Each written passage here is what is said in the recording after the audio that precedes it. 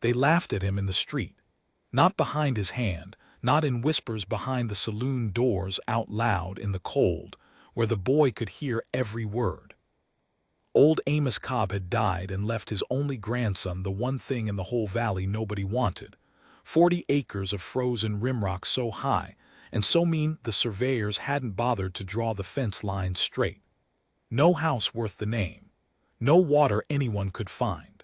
Just rock, wind, and a rusted iron key that didn't seem to fit anything on God's earth. And the town decided that was funny. I watched it happen. I'm an old man now, and I've watched a great many things in this valley I'd give a year off the end of my life to unsee.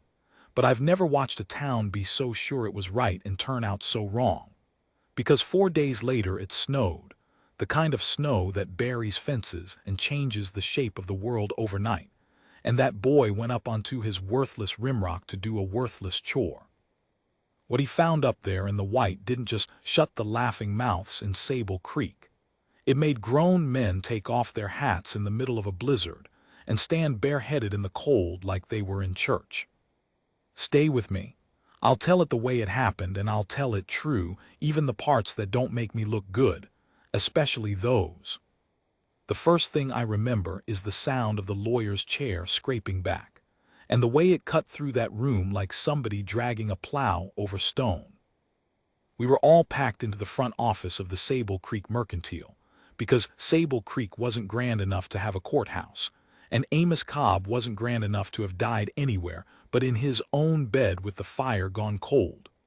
20-some of us, smelling of wet wool and tobacco, and the particular sourness men get when they're hopping to come into money that was never theirs to begin with.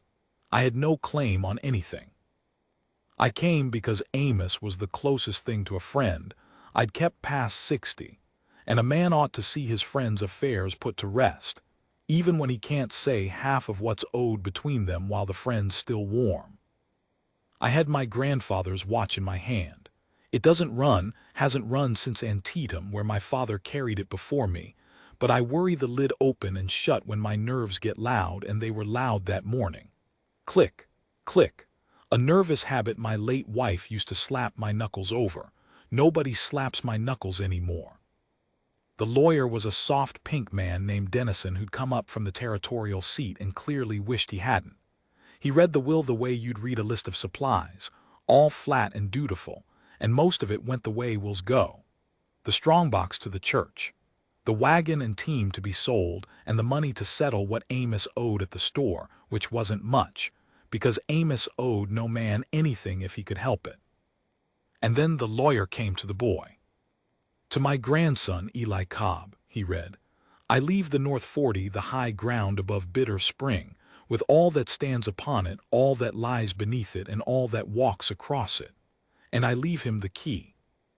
Then Dennison set down a black iron key on the counter, big as a man's hand, cold-looking, the kind of thing you'd expect to open a jail and not a treasure. It just sat there. There was a silence, and then Royce Tillman laughed.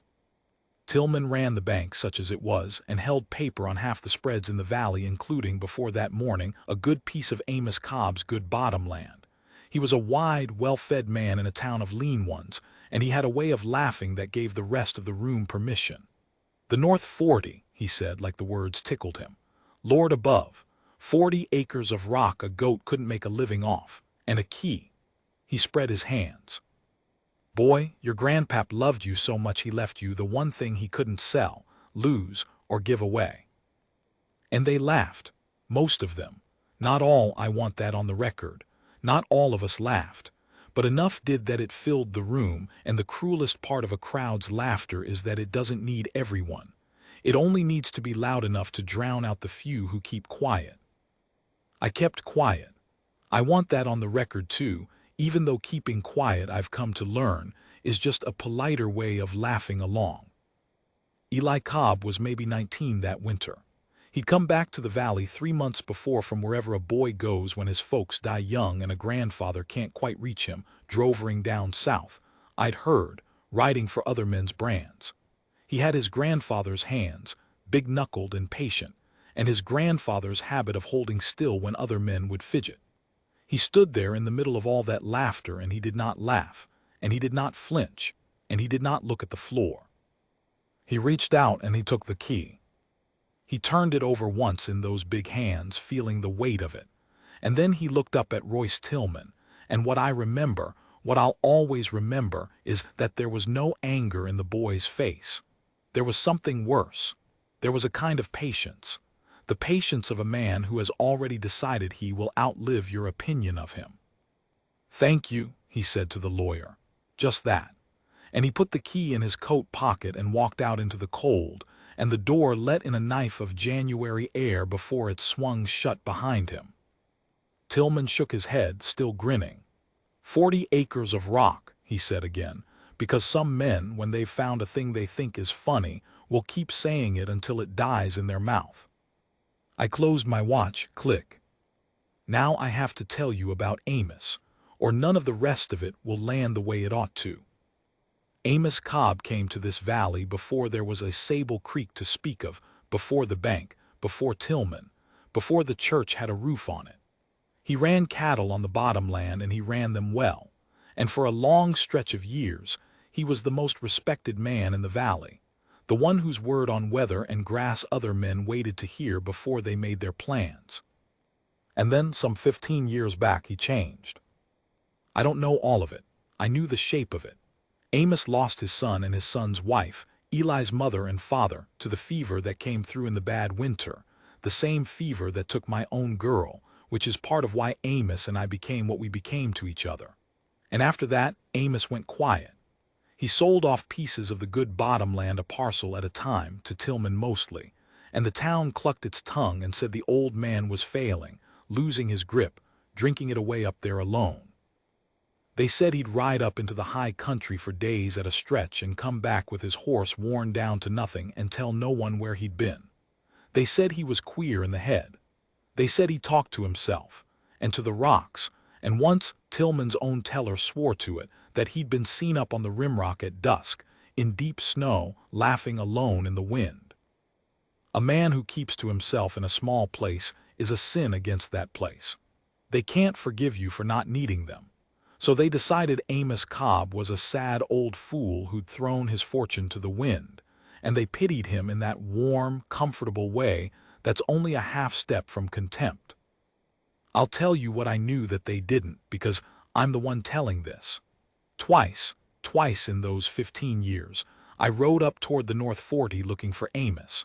Once because his horse came home without him and I feared the worst, and once because I'm a nosy old man and I wanted to know what in the world he did up there. Both times he met me at the foot of the rimrock before I could climb it. Both times he was friendly as you please, and turned me around with a hand on my shoulder and a story about a strayed heifer, and both times, I'm ashamed it took me so long to put it together. Both times his hands were chapped raw and his coat was full of pine pitch, and his boots were wet to the knee like a man who'd been working hard at something. "What's up there, Amos?" I asked him the second time. And he looked at me a long moment, and there was a light in his eyes I hadn't seen since before the fever year. "Something I'm not done with," he said. "Something the rest of 'em are gonna have to see to believe. And by then, Harlan, I'll likely be too far underground to enjoy their faces." He laughed, that wind laugh the teller had seen. "But you'll enjoy 'em for me, won't you? Promise me you'll be there to watch their faces." I told him he was a crazy old man, and I rode home, and I forgot about it, mostly, the way you forget a thing you don't have a box to keep it in. I didn't remember it until the boy took that key and walked out into the cold. The snow came 4 days later. I should say something about snow in this valley for anyone who's never wintered high. It doesn't fall here so much as it arrives, quiet at first, almost gentle. Fat, slow flakes that make the children stand at the schoolhouse window. And then the wind finds it, and the temperature drops out from under you like a trapdoor, and what was gentle becomes a thing with teeth. By the second day of that storm, you couldn't see the church from the Mercantile. 140 steps I'd walked 10,000 times. The world shrank to the length of your own arm, and the sound of the wind, which is not a howl, whatever the dime novels say. It's lower than that. It's the sound of something very large that has forgotten you exist. We did the things you do. We brought the stock in clothes. We strung ropes between the houses and the barns so a man going out to break ice off the water trough wouldn't lose the wall and wander off and freeze 50 feet from his own door. It happens. It has happened. It will happen again. We stayed in. We waited. And up on the North 40, alone, the boy was doing something none of us knew about until it was nearly too late. I learned it after in pieces, the way you always learn the important things. Eli Cobb had spent those 4 days between the will and the snow doing the only thing a man with 40 acres of rock and an iron key can do. He'd gone to look at what he owned. He'd ridden up to the rimrock above Bitter Spring with that key in his pocket, and he'd found nothing. Rock, wind, the bones of an old line camp shack with the roof caved in, a spring that in January was a ribbon of ice. He'd found exactly the worthless inheritance the town had promised him. But Eli Cobb had his grandfather's stubbornness and his grandfather's patience, and one thing more that Amos never had. Eli had heard the laughing. He had taken it standing up, and a thing like that gets into a young man and won't come out, and it will drive him up a frozen mountain in January looking for a reason to believe his blood didn't make a fool of him in front of the whole town. So he kept going up, past where the shack stood, past where any sane man with stock to feed and a storm coming would have turned for home. He told me later he didn't know what he was looking for. He only knew that an old man who owed no one anything doesn't spend 15 years and his whole fortune climbing a rock for no reason. Something I'm not done with. The boy didn't know those words. Amos never said them to him, but he felt the shape of them all the same. Blood remembers things the head was never told. And on the 4th day, with the first slow flakes already falling and the sky the color of a dead stove, Eli found the door. It wasn't a door you'd see. That was the point of it. The whole North 40 was a long spine of rimrock gray stone shelved and broken, and somewhere along the back of it, the side that faced away from town, away from the valley, away from every eye that had ever bothered to look, there was a fold in the rock that looked like nothing. A shadow, a seam.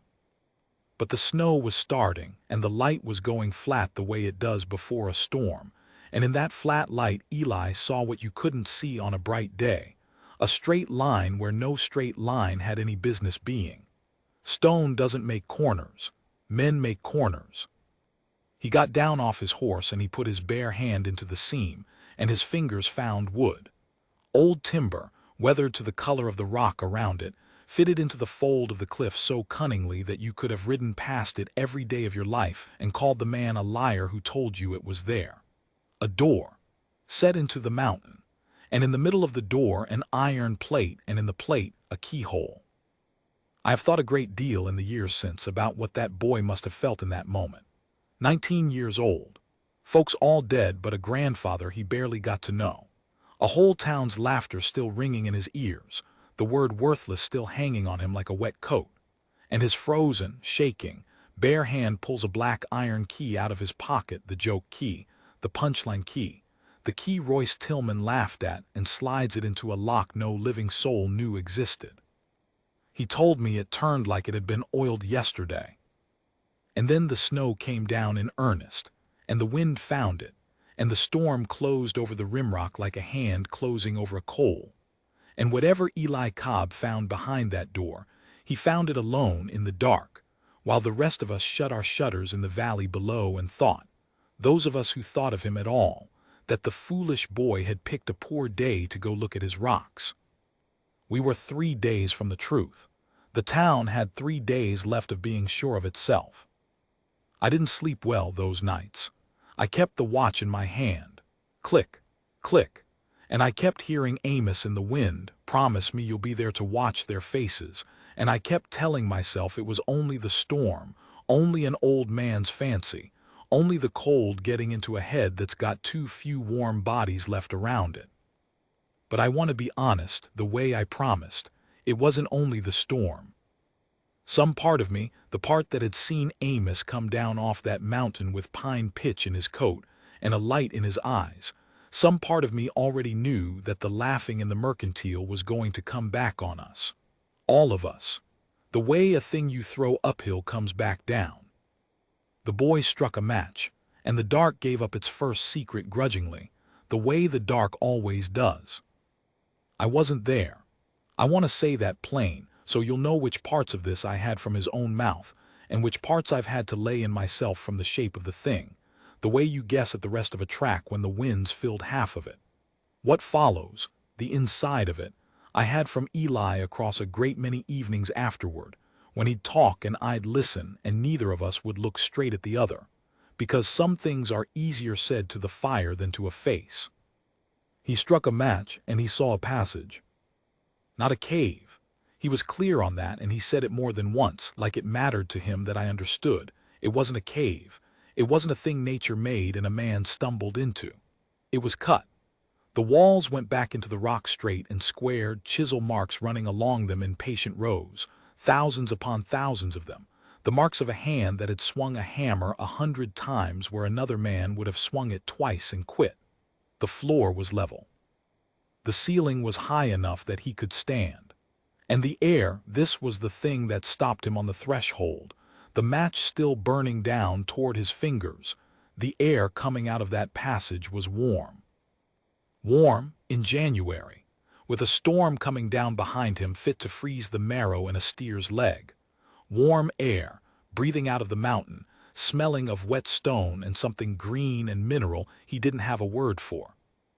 The match burned his fingers and he dropped it and stood in the dark with his heart going like a hammer, and then he did the thing his grandfather's blood made him do. He didn't run. He went in. There were lanterns. He found them by feel, a row of them on a stone shelf just inside, the way a man leaves lanterns who means to come back full of oil, wicks trimmed, and a tin of matches kept dry in a jar with a wax seal. Somebody had set them there for a next time.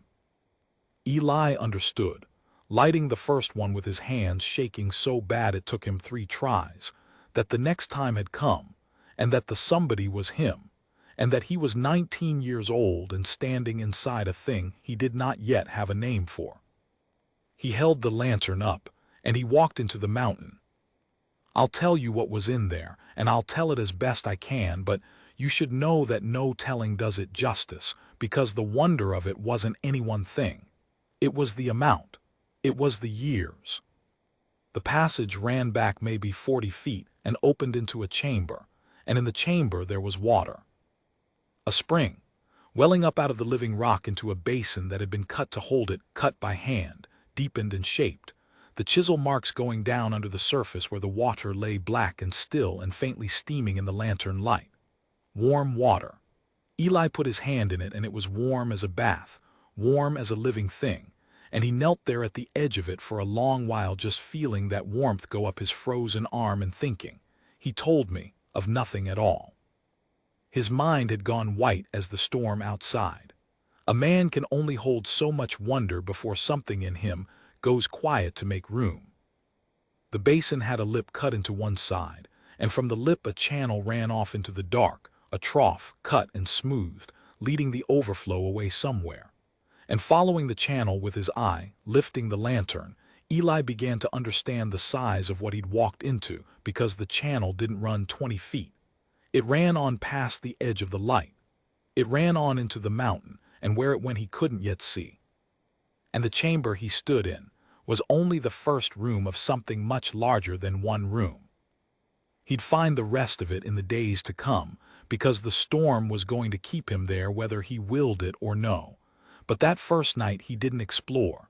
That first night he found the other thing, the thing that wasn't water. Against the far wall of that first chamber there was a table, a real table, hauled up that mountain board by board and put together with pegs, and on the table a lamp and a chair, and the small dignified clutter of a man who had spent his hours there.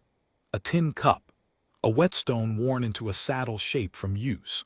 A pair of spectacles Eli had never seen his grandfather wear in town because, he understood this too, slowly, Amos hadn't done his reading in town. And under the spectacles, squared up neat at the center of the table where it couldn't be missed, a book. Not a Bible. Eli thought it might be at first from the size and the dark binding, but it was a ledger, the kind of ledger a rancher keeps, and he opened it expecting columns of figures, head of cattle and prices got, and instead he found his grandfather's hand, that big patient cramped hand running line after line, page after page, year after year. Not accounts. A journal. The first entry was dated 15 years back. The winter of the fever. The winter Eli's mother and father died, and my girl died, and the bottom fell out of the valley and out of Amos Cobb both. Eli sat down in his dead grandfather's chair, in the warm breathing dark inside the mountain, with the storm sealing the door behind him, and he read. I've held that ledger in my own hand since. Eli let me, which I count among the great trusts of my life, so I'm not guessing at this part, I'm remembering ink. The early pages are bad. I'll say that and not say much more, because a man's grief is his own, and Amos has been a long time dead and doesn't need me handing his worst nights around. But the gist I'll give you, because the boy needs you to know it to understand what came after. In those first pages, Amos Cobb wanted to die. He says so plain in that flat ranch hands way that's somehow worse than any wailing. He'd lost his boy. He'd lost the wife years before. He had a grandson somewhere down south he didn't know how to reach, and didn't think a man as broke and broken as himself had any right to. He sat in his cold house, and he reckoned up his life and found it spent for nothing. And he decided, these are near his words, that a man who's got nothing left to live for had better find something to live at, or he won't live at all. Then a few pages on, the entry that changed everything. He'd gone up onto the North 40, the worthless high ground, the rock nobody'd buy off him when he tried to sell even that, gone up there in his grief to be somewhere the town's pity couldn't reach him. And it was a hard winter, and he found a place on the back of the rimrock where the snow wouldn't lie. A patch of bare wet rock and all that white, with a little steam coming off it, and green moss growing where green had no business in January. Warm water working up through a crack in the stone. Amos Cobb knew what he was looking at. He'd ranched that valley 40 years. He knew that the whole life of the place, the cattle, the crops, the town itself, hung by a thread every summer on water, and that in a dry year men watched the creek go to a trickle and prayed, and that there had never in living memory been water you could count on up high where it could be brought down by gravity to the whole valley at once. He knew that a reliable spring on high ground was worth more than every dollar Royce Tillman had ever loaned at interest, and here was one, warm, which meant it ran in winter when everything else froze solid, steady, his. And the next entry a few days later is one line, and it's the line the whole rest of the ledger grows out of, and the whole rest of this story too. He wrote, "A man can build a thing bigger than his grief. I aim to find out how big." That was the work. That was the 15 years.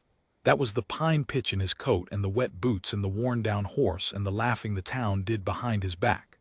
Amos Cobb had found water on the worthless rock, and instead of selling it, instead of lording it, instead of telling a single living soul, because he didn't trust them, and after the way they pitied him, I can't say he was wrong, he set out to build, alone, with his own 2 hands, a thing that would bring that water down to the whole valley. To the people who mocked him, to Tillman who'd bought his bottom land cheap, to everyone. He cut the channel by hand, he widened the spring. He started a tunnel down through the rimrock toward the slope that faced the valley so that one day the water could run down to where it was needed. He hauled timber up to shore it. He worked at it the way some men pray daily, privately, expecting no reward in his own lifetime, and he knew he wouldn't finish. The ledger says so plain in a later year in a hand gone shakier. I won't see the end of this, that's all right. I'm not building it to see it. I'm building it so it's there. 15 years, and the town thought he was a sad old fool throwing his money to the wind. He wasn't throwing it to the wind. Every dollar of bottomland he sold to Tillman, he carried up that mountain in tools and timber and powder and put it into the rock. He sold his visible fortune to build an invisible one, and he left the invisible one to the only person he trusted not to sell at the moment he was cold, a grandson he barely knew, banking everything on blood, on the chance that the boy had enough of him in him to climb the mountain and turn the key and understand. He bet his whole life's secret work on that, On a 19-year-old he'd hardly spoken 20 sentences to. God help me. It was a reckless, lonely, magnificent thing to do, and it was so like Amos that reading it I had to set the ledger down and go stand at my window a while in the cold, where Eli couldn't see my face. But I'm ahead of myself. The night Eli first read it, he didn't have the whole of it. He read till the lantern guttered and he had to light another, and somewhere in the small hours he came to the last written page, and the last written page was addressed to him. To Eli it said, "If you're reading this, the rest of me is in the ground and you've done the one thing I hoped for and the one thing I had no right to ask. You climbed up. You turned the key. I won't give you all of it. Some of it was a grandfather's for a grandson and isn't mine to scatter. But there was a part of it the boy showed me, finger on the line, because he wanted a witness that he hadn't dreamed it. It said, 'The water's not yours to keep. It's not mine either. I only found it. A man doesn't own water any more than he owns the wind or the years, but the work of bringing it down, that's yours now. Finish it if you can. Give it to them. Yes, them. The ones that laughed, especially them, not because they deserve it, because that's the difference between us and them, and it's the only inheritance worth the name. Anybody can hold a grudge, son. It costs nothing and grows in any soil. It takes a man to dig a channel for water he'll never drink, and hand it to people who will never thank him.'" And then the last line, the last thing Amos Cobb ever wrote, in a hand you could see had cost him something. "I'm sorry I didn't come find you sooner. I was ashamed of how broke I'd let myself get. I should have known you wouldn't have cared about the money. You're mine. You'd have cared about the work." Eli put his head down on the table in the warm dark, and he stayed that way a long time. He was 19. He'd buried his folks young and a grandfather he never got to know, and he'd stood in a room full of grown men and let them laugh at him without a friend to stand beside him. And now here in a mountain his grandfather had hollowed out with grief and love and his own bare hands. Somebody had finally said the thing every orphaned child waits his whole life to hear, and mostly never does. "You're mine." He told me he didn't cry. I believed him when he said it because of how he wouldn't meet my eye, which is how I knew he had. Now I have to come down off the mountain, because while the boy was learning who his grandfather had been, the rest of us in the valley were busy not thinking about him at all. The storm held 3 days. I told you what a high country storm is. The world shrinks to arm's length and the wind forgets you're alive. We hunkered. I sat by my stove and worked the lid of my watch, click, click, and I won't pretend I spent those 3 days in noble worry over young Eli Cobb. I thought of him now and again. The way you'd think of a man who'd done a foolish thing. Hope that boy had the sense to come down off his rock before it hit, and then I'd think of the wood I needed to bring in and forget him again. That's the truth and the shame of it both. The whole valley could have lost that boy in those 3 days, and we'd not have known to look until spring thaw turned up his horse. It was Sari Tillman who first asked after him, Royce's wife, a sharp, kind, much put upon woman who deserved a better man and knew it.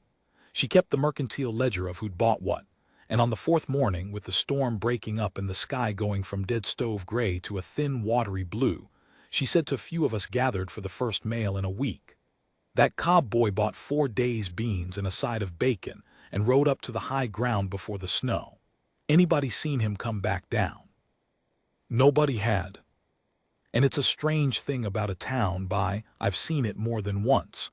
The same crowd that laughed at a boy will turn on a dime and want to save him, and there's no contradiction in it that they can feel, because both the laughing and the saving are really about them. About being the kind of folks who laugh, the kind of folks who save. The boy himself is just the occasion. But I'll take a town that bestirs itself to ride out in the cold after a fool over one that doesn't, and that morning Sable Creek bestirred itself. Royce Tillman, to his credit, and he had little enough, but I'll give him this. Royce Tillman was the first man to say we ought to go up. Maybe it was guilt. He'd laughed loudest. Maybe a man who'd laughed loudest felt he owed the loudest atonement. Or maybe, and I've come to think this is nearer the mark, Maybe Royce Tillman in his secret heart had never quite believed Amos Cobb was the fool he'd made him out to be, and the not believing had been gnawing at him for 15 years, and here at last was a reason to go up that worthless mountain and finally see. 6 of us rode out. Royce, and his man Cole, and the blacksmith Prout, and the half-grown Devere boys who'd ride toward any excitement, and me.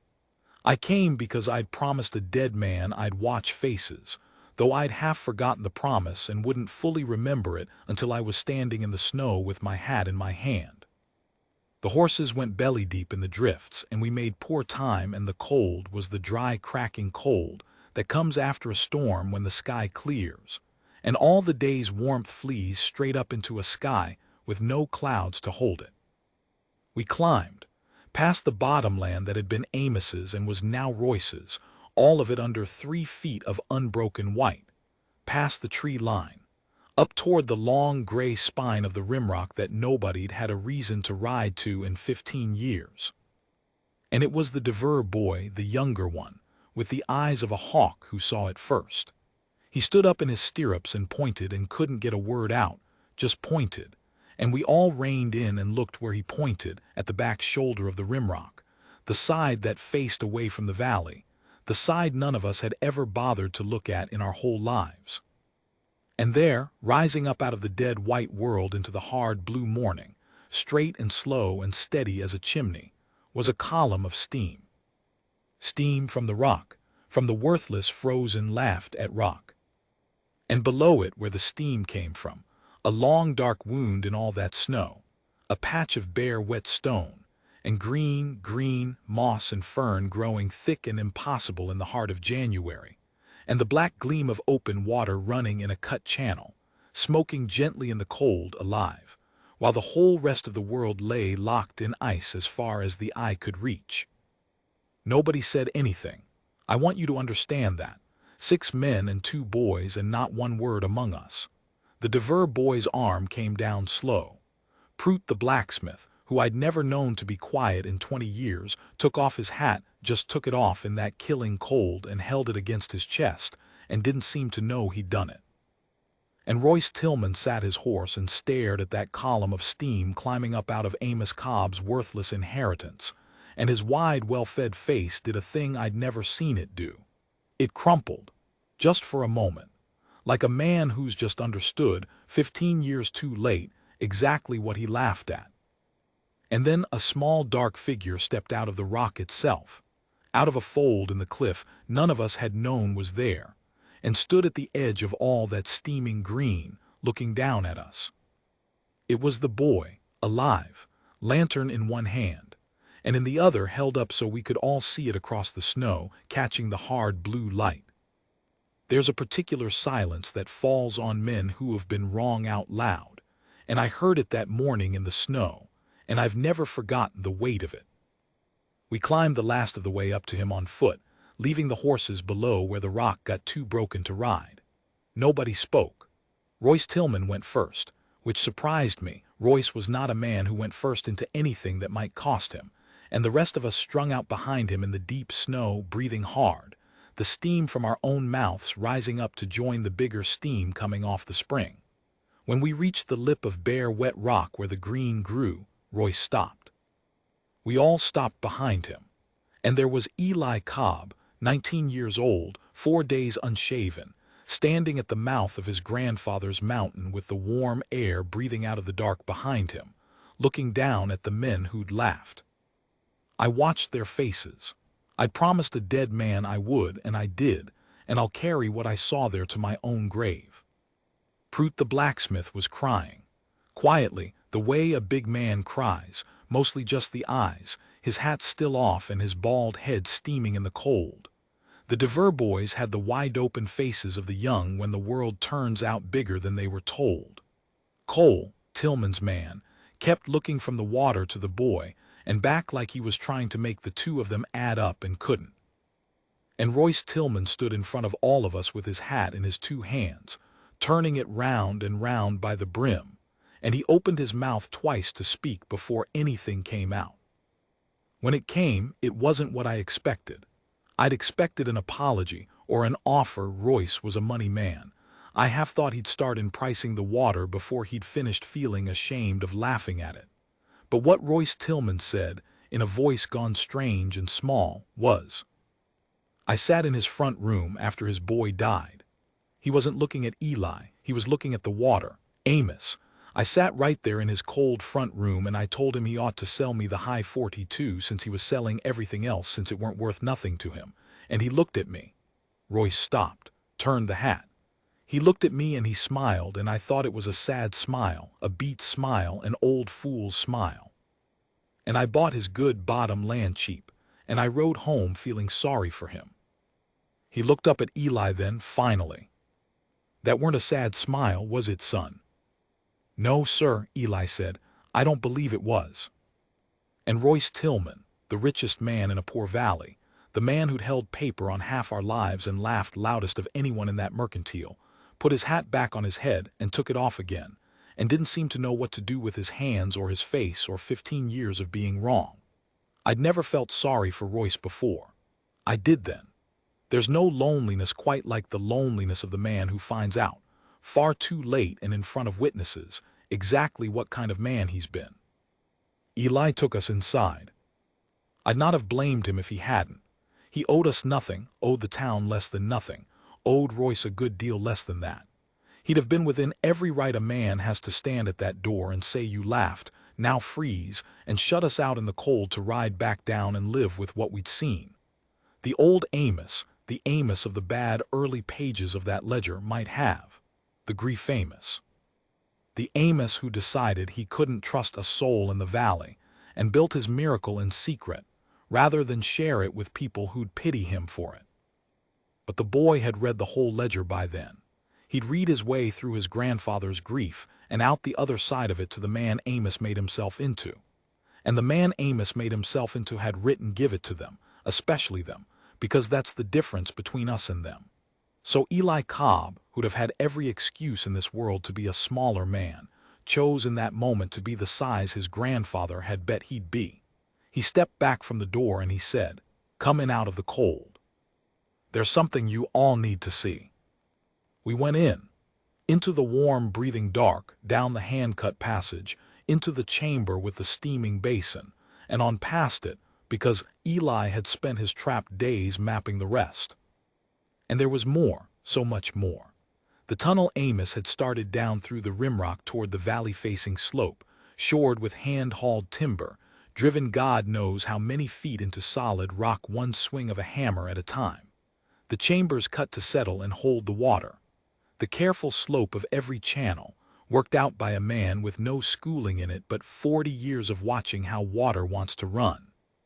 15 years of one old man's labor, laid out in front of us by lantern light, and we walked through it the way you'd walk through a church, and nobody told us to, and nobody needed to. It was Prude who put words to it, down in the deepest chamber, where the unfinished tunnel ended in raw rock and the marks of the last blows Amos ever struck up there. The blacksmith laid his big scarred hand flat against the rock face and he said, "Lo." He meant to bring it all the way down, to the valley. He looked at the distance left to go, the dark rock ahead. He weren't but maybe a year of work short. A year. Amos Cobb had died perhaps a single year of work short of finishing the thing he'd given 15 years to, and he'd known he would. I won't see the end of this. That's all right. I'm not building it to see it. I'm building it so it's there. He'd run his race knowing he'd hand off the baton in the dark to a runner he'd never met, trusting the boy to carry it the last mile.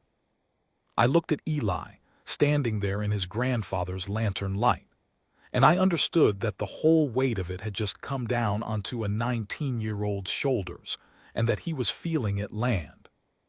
Here's where the hard part comes, the part I think about most.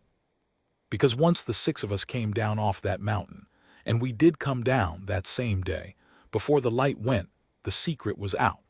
You can't unring a bell, and you surely can't unshow 6 men and 2 boys a column of steam rising out of impossible green water in the dead of a high-country winter. By the next morning all of Sable Creek knew.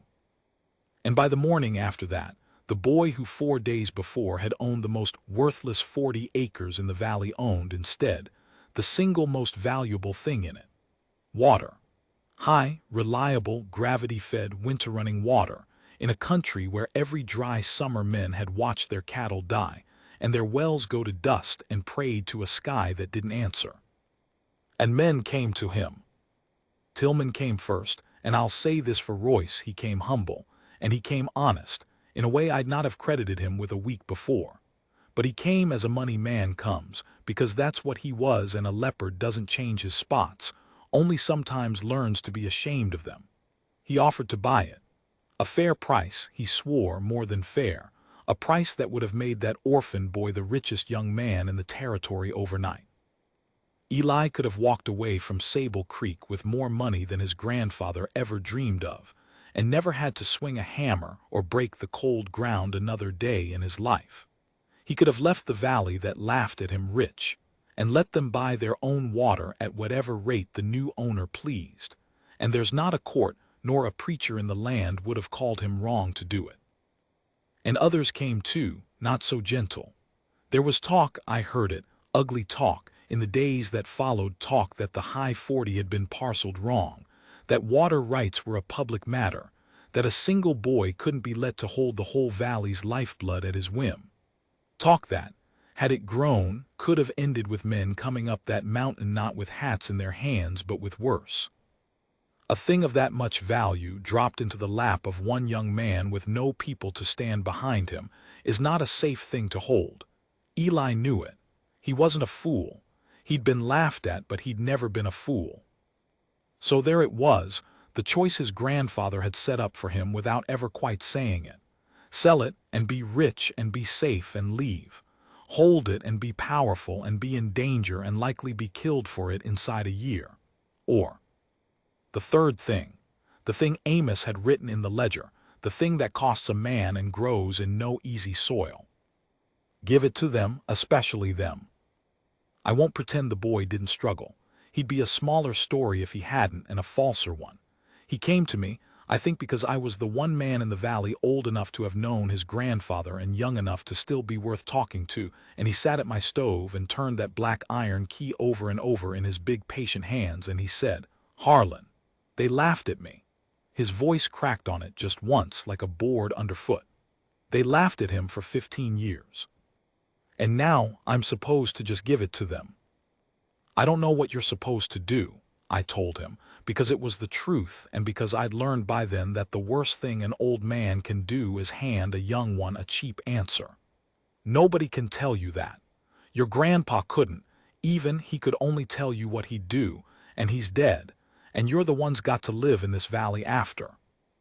He was quiet a long while. The fire popped. Outside the wind had come up again, that low forgetting wind. He was so alone up there, Eli said finally. 15 years. He had this enormous thing, this beautiful thing, and he couldn't tell a soul because he didn't trust anybody not to make it small and mean. He built the biggest-hearted thing I ever heard of, and he had to build it like a man hiding a crime. He looked up at me. I don't want to be that alone, Harlan. He died alone in that big cold house, and the whole town pitied him, and the joke was on them the whole time, and it didn't make him any less alone. Being right didn't keep him warm. And I understood then what the boy had understood, what maybe Amos himself had understood too late and written down, hoping his grandson would learn it sooner, that the grudge and the secret and the being secretly right were the only parts of Amos's miracle that had failed him. The water was good. The work was good, but the loneliness he'd wrapped it in had cost him 15 years of the warmth of his own people, and no amount of being proved right in the end could buy those years back. Holding the water close, the way Royce wanted the boy to, the way the grudge wanted the boy to, that wasn't carrying on his grandfather's work. That was carrying on his grandfather's mistake. Eli stood up. He put the key in his pocket. And he said a thing I've never told anyone until now, because it was said to me at my own stove and felt like a thing meant only for me to hear. He said, I'd rather finish it and give it away and not be alone than keep it and be rich and end up like him. He almost smiled. He'd understand. I think it's what the whole thing was for. So he gave it. Not to Royce. Not to any one man. Eli Cobb did a thing nobody in the valley had the wit or the trust to expect.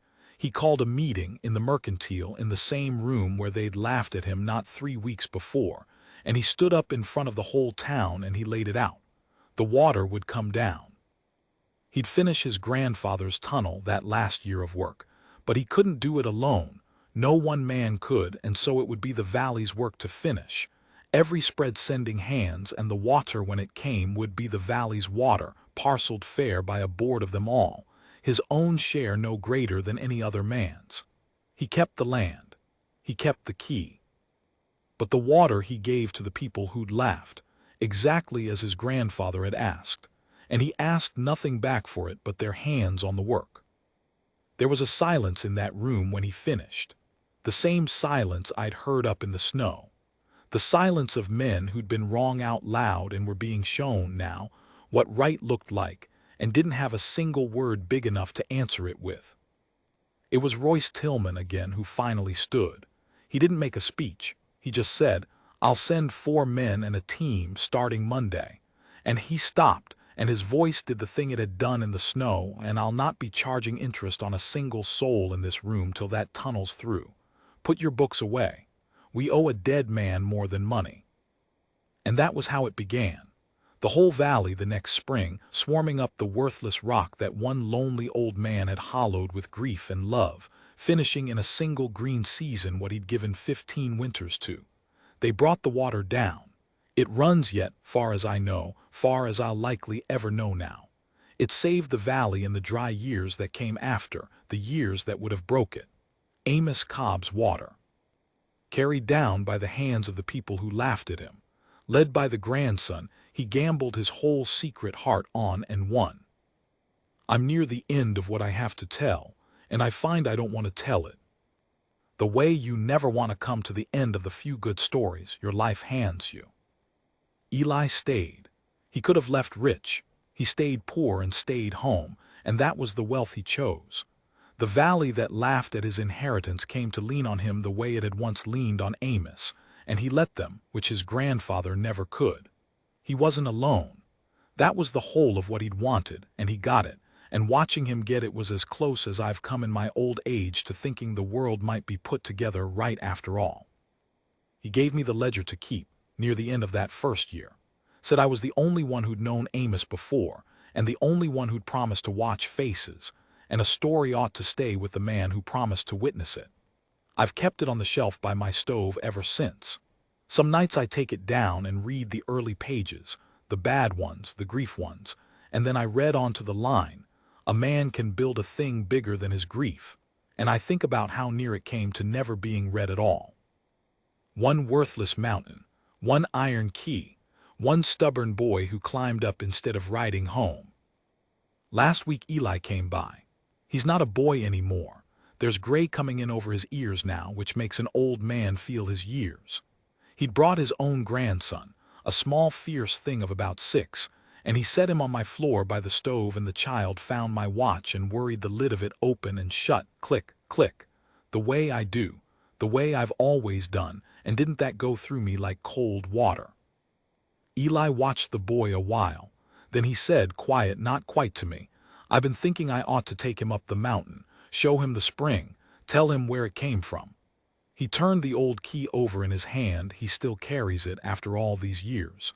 He's near old enough to understand. And he looked at me, and there was a thing in his eyes I knew, because I'd seen it once before, 15 years and a lifetime ago, in another Cobb's eyes at the foot of that same rimrock. Something I'm not done with. I didn't ask him what he meant. Some questions you don't ask, because the asking makes a man answer before he's ready, and a thing told too soon is a thing made small. But I closed the ledger, and I watched the child work the lid of my broken watch, open and shut, in the warm light of my stove, and I thought about water running down a mountain in the dark to people who'd never know whose hands first cut the channel, and I thought,